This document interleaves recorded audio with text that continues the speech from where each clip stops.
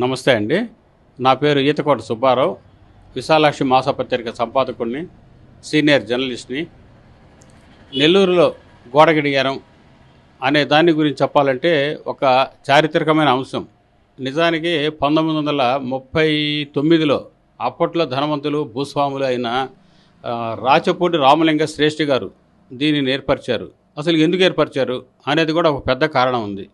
మనకి ఈ రోజుల్లో సెల్ ఫోన్లు, వాచ్లు అడుగడుగున ఎవరిని అడిగినా ఎక్కడ అడిగినా టైం కనిపిస్తూ ఉంటుంది. ఆ రోజుల్లో అది లేదు. వాచ్లు లేవు, గడియారాలు లేవు, టైం చెప్పేది కూడా లేదు. దానికోసం గంటల గడియారాన్ని అక్కడ ఏర్పాటు చేశారు. అంతేకాకుండా ఒక సైరన్ కూడా దానికి అనుబంధంగా విఆర్ కాలేజీ ప్రాంగణంలో ఏర్పరిచారు. ఇది ఎంత దూరం పోతుందంటే ఇంచుమించుగా, అంటే అప్పట్లాగా వాతావరణ కాలుష్యము ప్లస్ సౌండ్ పొల్యూషను లేదంటే ఇలాంటివి లేవు. బహుళ అంతస్తుల భవనాలు కూడా లేవు. అందువల్ల దాదాపు 7-8 మైళ్ళు వినపడేది. ఈ గంటలు కూడా పాత నగరం కొత్త నగరం అంటూ లేదు కాబట్టి, అంటే సరిగ్గా 85 ఏళ్ల క్రితం నగరం అంతా కూడా వినిపించేది. ఆ చుట్టుపక్కల గ్రామాలకు కూడా వినిపించేది ఆ గంటలు అనేది. అంత బలమైనది, శక్తిమైన సాంకేతిక పరిజ్ఞానంతో ఏర్పరిచారు అది. దీని గురించి చెప్పాలంటే రాచపూడి రామలింగ శ్రేష్ఠి గారు, ఆయన ధనవంతులు, కౌన్సిలర్గా కూడా పనిచేశారు.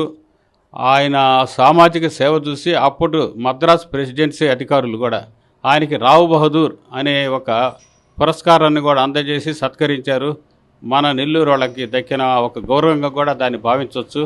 ఆయన అలాంటి కార్యక్రమాలు చేస్తూ ఇందులో ఒక చరిత్రకమైన భావితరానికి ఉపయోగపడే విధంగా నిర్మించారు. మొదట్లో దీన్ని కూడా విఆర్ కాలేజీ యాజమాన్యమే బాగోగులు చూస్తూ వచ్చారు.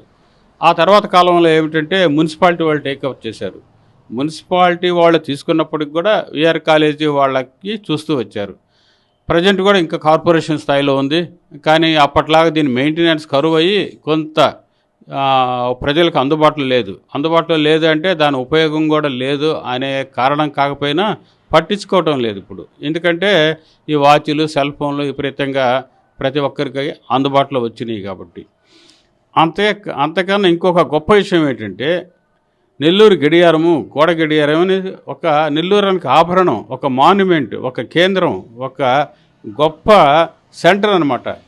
మనం పల్లెల నుంచి కానీ ఎక్కడి నుంచి అయినా కలుసుకోవాలంటే 2 మార్గాలు అప్పట్లో. ఒకటి గాంధీ బొమ్మ, రెండోది వచ్చి గోడ గడియారం, విఆర్ కాలేజ్ గోడ గడియారం. ఈ రెండు చెప్పుకుంటే మనము సులభంగా కలుసుకునేదానికి ఉంటుంది. ఇప్పట్లాగా అడుగున సెల్ ఫోన్ చేసి ఎక్కడున్నావు, ఏ మైల్ దాటావు అనే వసతులు లేవు.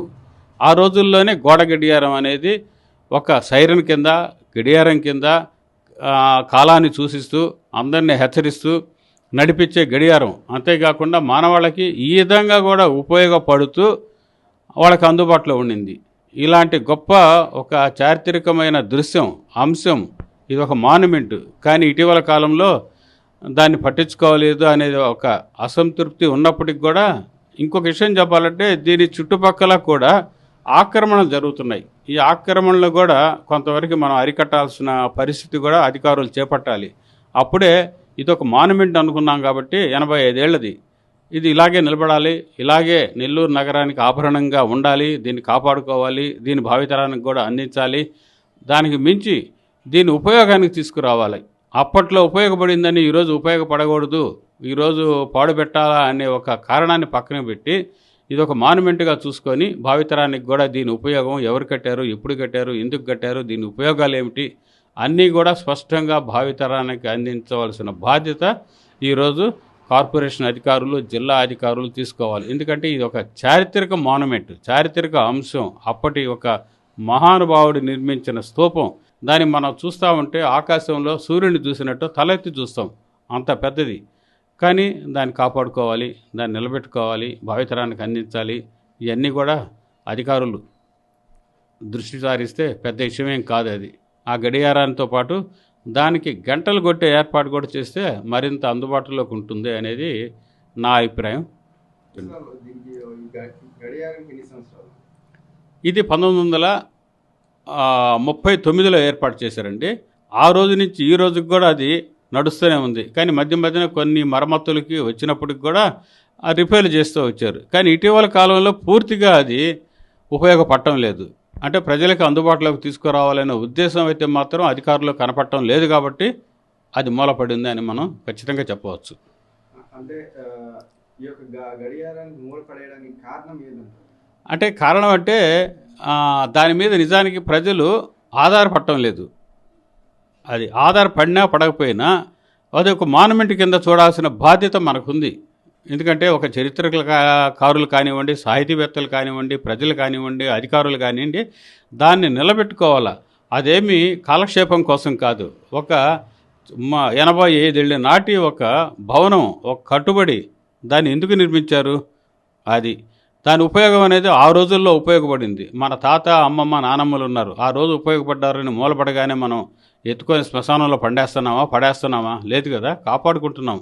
మన అమ్మమ్మ, మన తాత అది కూడా అంతే. మన ఆస్తి ఆ రోజు ఆ మహానుభావుడు కట్టించాడు అని ఆయనది కదా అని మనం అనుకోకూడదు కూడా.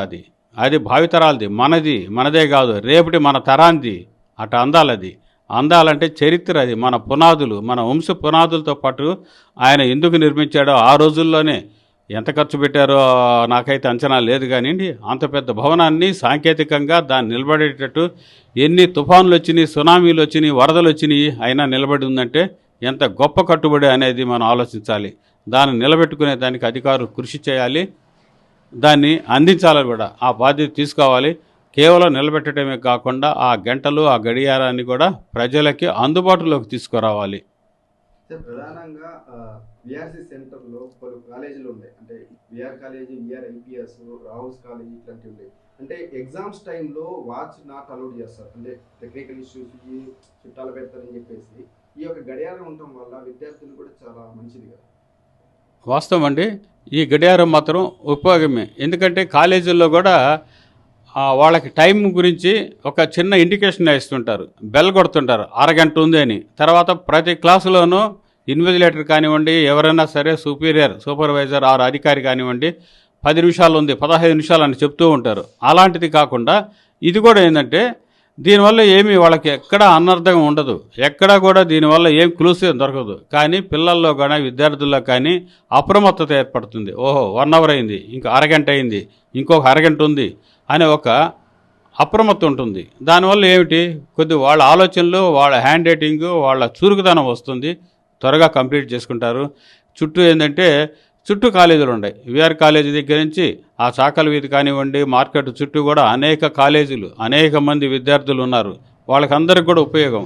పగలు రాత్రుళ్ళు ఇంతకుముందు టైమింగ్స్ ఉండేది, అలాంటి టైమింగ్స్ కాకుండా ఇప్పుడు ఇంకొంచెం సాంకేతికంగా పెరిగింది కాబట్టి ఆ గంటలు కూడా ఎక్కువ దూరం వినపడేటట్టు, కనీసం ఎంత దూరం వస్తుందో సాంకేతికంగా చూసుకొని అంత దూరం అందించగలిగితే అందరికీ ఉపయోగం.